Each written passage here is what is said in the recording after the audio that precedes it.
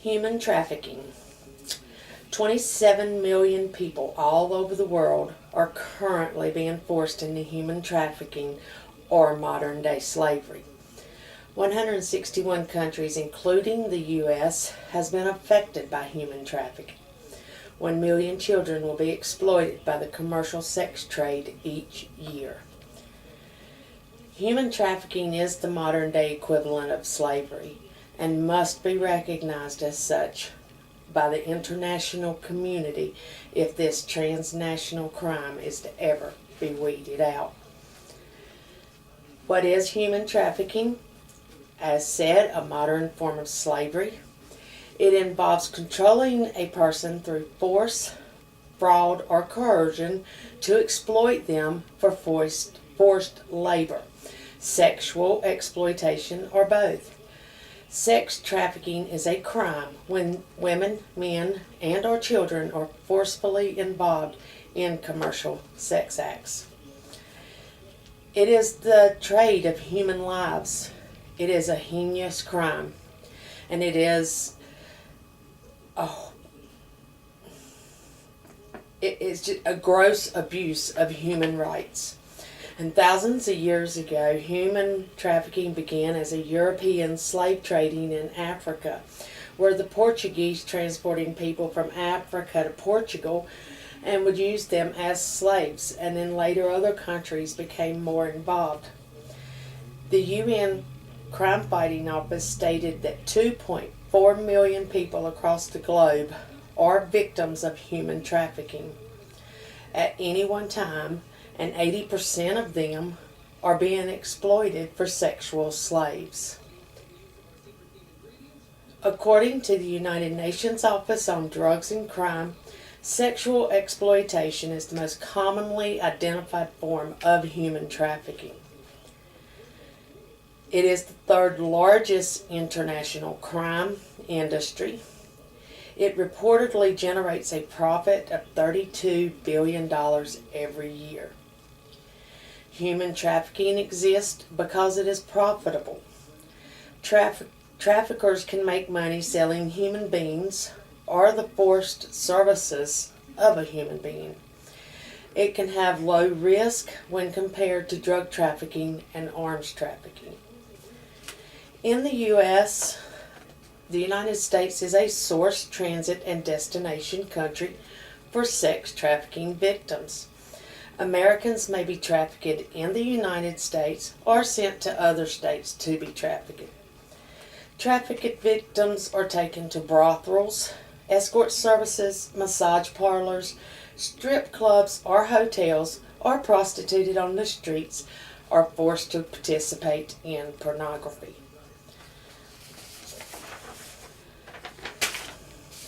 Traffickers use social media, dating sites, and online advertisements to market minors and trafficked victims. Traffickers lie about the age and may act as though they are the individual themselves when communicating with others through the internet. When Craigslist Adult Services section was available, there were 10 to 16,000 adult services postings per day in the United States alone.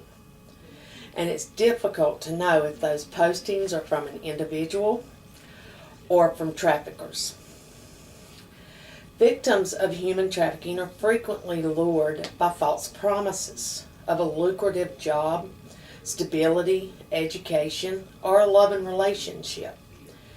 Victims can be men or women, adults or children, foreign nationals, or U.S. citizens. False promises are ways in which traffickers bait and capture their victims, both adults and minors. Those who live in poverty lack rights and access to basic services such as education and housing, which can make them more vulnerable to sex trafficking. False employment opportunities are offered in major cities. For example, men and boys may be sent overseas to work construction and agriculture, and then are forced to perform commercial sex acts. Women and young girls may be offered jobs as models, nannies, waitresses, dancers. Some traffickers disguise themselves as agencies that offer cross-country dating services. Once they arrive, the victims are abused, threatened, and sold into the sex industry. Often traffickers will keep their victims under their control by saying they will be free after they pay their debt. The debt is supposedly from transportation and for the victim's upkeep. Sandra arrived in the U.S. hoping to start a new career in the hotel industry. Instead, she found she had been trafficked into a world of prostitution and sexual slavery, forced drug taking, and violence. Sandra goes on to say she arrived at the JFK with 4 other women and a man, and were divided into 2 groups. A guy named Johnny took their documents, including their passport, and led them to a car with 2 other women. A driver took them down the road, and they were put into a different car. And before it was over with, they had gotten into 3 different cars. And the new driver didn't take them very far, and he parked outside a diner, and again, they had to get out, get into another car, and money changed hands. Then the third driver took them to a house, and money exchanged hands again. The 4th driver had a gun, and he forced them to get in his car and took them to a house in Brooklyn, where he knocked on the door calling Mama San, new girl. Well, at this point, Sandra was freaking out because she knew that Mama San meant the madam of a brothel. And by this time, because of the gun, there was no escape. The door swung open and she saw a little girl, perhaps 12 or 13, lying on the ground screaming as a group of men took turns to kick her. Blood poured from her nose and she was howling, screaming in pain. One of the men grinned and started fooling around with a baseball bat in front of me, as if in warning. And then just a few hours after her arrival in the United States, she was forced to have sex. And then the following day, Johnny appeared and apologized at length for everything that happened and said that was not supposed to happen. It was a terrible thing, and he was really sorry that it had happened, and that he was going to take a couple of them that day to get their ID pictures made, and that he would take them to buy uniforms for their new job. And she thought, well, okay, we'll be okay. It won't happen again. Then a man came and took them to a photo studio where they had their pictures taken, and then they were driven to a store to buy uniforms. But it was not a uniform store. It was a lingerie store full of skimpy, frilly things, the like of which she had never seen before. They were not uniforms.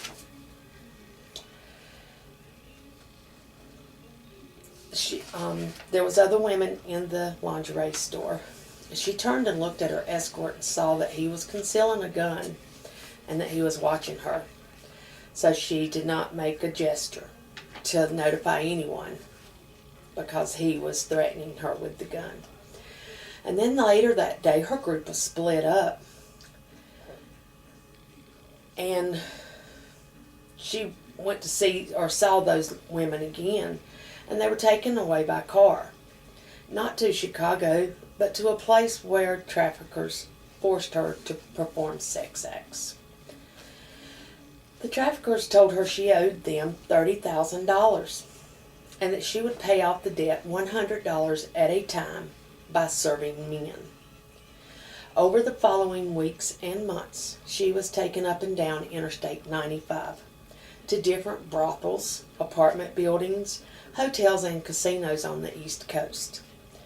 It was rarely 2 days spent in the same place, so she never knew where she was or where she was going. And the brothels were like normal houses on the outside. They were like disco bars on the inside with the music, the flashing lights, had cocaine, crystal meth, and weed laid out on the tables, and the traffickers made them do drugs at gunpoint, which she says maybe it would just make it all bearable. She drank beer and whiskey day and night because that's all that she was offered. She had no idea that you could actually drink water in America. 24 hours a day, these girls would sit around completely naked, waiting for customers to come in. If no one came, then they might sleep a little, though never in a bed. The quiet times were also when the traffickers themselves would rape them, so they had to stay alert. Nothing was predictable. The traffickers gave Sandra a name, and they called her Candy. Candy was very obedient, followed their rules, done what they said, and because of that, she was not beaten by her traffickers. She saw other women who would not do what they were told or try to argue with them, and they would be beaten. The guys they were white guys, black guys, Hispanic guys, old guys, young guys, university guys, and then when given to the guy, they were their property for 45 minutes, and she had to do what they said or they would hurt her. The traffickers only fed them rice soup and a few pickles and got them high on drugs. It was while she was talking about her debt, or thinking about her debt, the $30,000 that the traffickers said she had to pay back, that she started to freak out, and she felt sure she would die before she ever served 300 men. Sandra closed her eyes and prayed for some kind of help. A few months later, Sandra was able to notify a police officer who at that point did send her back to her trafficker and ask her just to remain there, and that they would be there to rescue her. They set up scene, acting as if they were homeless people outside of the brothel. One of them posed as one, went up to the door, was talking to the guy, and the guy opened the door and let him come in. And it was from there that Sandra and the other ladies were saved and taken care of, changed identity, and reunited with their family and relocated. So what is new and shocking is the volume of trafficking taking place and how little we know about it. How can a problem that is so widespread and monstrous continue with the majority of the population not being aware of its existence? Are we really so blind, or do we choose to ignore its existence because it is so alien to us that we lack empathy for the victims? Human trafficking is not just about force. Fraud and coercion play a large role in why victims remain with their traffickers. Husbands traffic wives, aunts and uncles traffic relatives, brothers and sisters traffic siblings, boyfriends traffic girlfriends, and the list just goes on. Human sale can easily be set up with a smartphone and a bed.